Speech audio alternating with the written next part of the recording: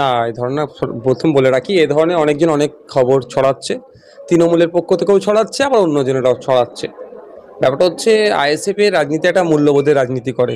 ISF মারামারি, হানাহানি, হিংসা এই সমস্ত রাজনীতি করে না। যাদের পাস্ট রেকর্ড এত খারাপ, তাদেরকে আইএসএফ দলে নেবে কি নেবে না অনেক ভাবনা চিন্তা করবে, এক নম্বর কথা। দ্বিতীয় কথা, আমাদের আপনি যে প্রস্তাবের কথা বলেন, এই ধরনের কোনো প্রস্তাব এখন এসে পৌঁছায়নি। প্রস্তাব এসে পৌঁছালে রাজ্য কমিটি নিশ্চিতভাবে আলোচনা করবে, তারপর আমরা ডিসিশন দেব। তবে আবারও বলছি, আইএসএফ একটা মূল্যবোধের রাজনীতি করে, আদর্শ নিয়ে এগিয়ে যায়। এই আদর্শচ্যুত মানুষের এখানে কোনো জায়গা নাই। কিন্তু বর্তমান যুগে বেশি নীতি নৈতিকতা দেখাতে গিয়ে বামেরা আজকে শূন্য। তো আপনারাও সেই বামেদের পথেই কি মানে নীতি নৈতিকতা ধরে রাখবেন? তাহলে আপনাদেরও দেখুন, হ্যাঁ, দেখুন, আমাদের লক্ষ্য হচ্ছে সমাজ ব্যবস্থা পরিবর্তন করা। মানুষ ক্ষমতা দিলে, মানুষ বেশি জায়গা দিলে বেশি ব্যাপকভাবে লড়াইটা করব গণতান্ত্রিক প্রক্রিয়াতে। মানুষ স্বল্প জায়গা দিলে স্বল্পভাবে লড়াই করব। তা ক্ষমতার শীর্ষে থাকার জন্য অবাঞ্ছিত কিছু এলিমেন্টকে নিয়ে নেব, সেটাও হতে পারে না। যেমন সাথে সাথে এটাও বলছি, বামেরা 0 কি 100 সে বিষয় বিতর্কে আমি যাব না। তবে একটা কথা আবারও রিপিট করছি, আমাদের দলের যে স্লোগানগুলো আছে, স্লোগানের মধ্যে আপনি নিশ্চিতভাবে আপনারা দেখেছেন, বা আমরা যে লক্ষ্যে এগিয়ে যাচ্ছি, মূল্যবোধকে সামনে রেখে এগিয়ে যাচ্ছি। মূল্যবোধকে বিসর্জন দিয়ে কিছুই নয়। যদি বিসর্জন দিই, সাময়িক সময়ের জন্য হয়তো ভালো ফল পাবো, দীর্ঘমেয়াদী বা সুদূর প্রসারী কিছু হবে না। আমরা চাই সুদূর প্রসারী এবং সমাজ ব্যবস্থা পরিবর্তন।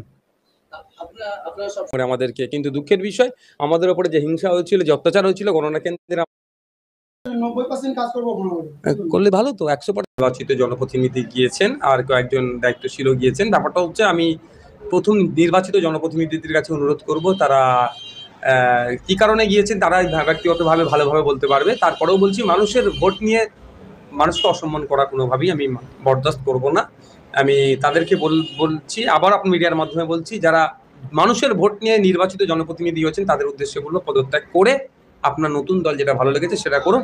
অন্যথায় আগামী দিন কিন্তু মানুষের, যেহেতু আমরা কণ্ঠস্বর, আমরা কিন্তু এর প্রতি উত্তর আইনের মাধ্যমে দেবো। আর জনগণ যদি দায়িত্ব তুলে নেয়, তখন বিপদ হয়ে যাবে।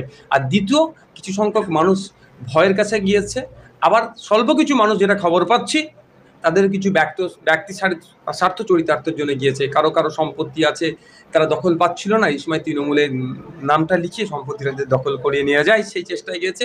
আর তবে আমি একটা জিনিস ভেবে পাচ্ছি না, যারা যাচ্ছেন তাদেরকে তো বলা হচ্ছে পদ দেবে। সরকার সাহেব কত পদ দেবেন?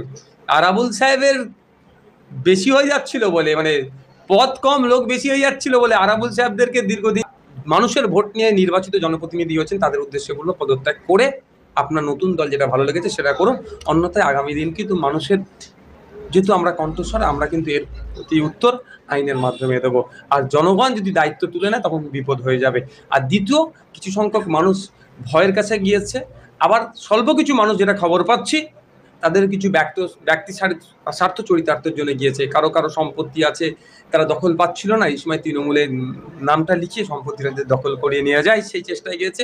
আর তবে আমি একটা জিনিস ভেবে পাচ্ছি না, যারা যাচ্ছেন তাদেরকে তো বলা হচ্ছে পদ দেবে। সরকার সাহেব কত পদ দেবেন? আরাবুল সাহেবের বেশি হয়ে যাচ্ছিল বলে, মানে পদ কম, লোক বেশি হয়ে যাচ্ছিল বলে আরাবুল সাহেবদেরকে দীর্ঘদিন জেলের মধ্যে আটকে রেখেছে, যেটা শুনছি। একাধিক জনকে জেল খাটাবার আরো প্ল্যান করছে। তাহলে যারা আইএসএফ ছেড়ে যাচ্ছে, তাদেরকে পদ দেবে? পদের জন্য আগামী দিনে এদের আবার লড়াই হবে না তো? এই মুহূর্তে গোটা রাজ্যে 10 থেকে 11টা বিধানসভা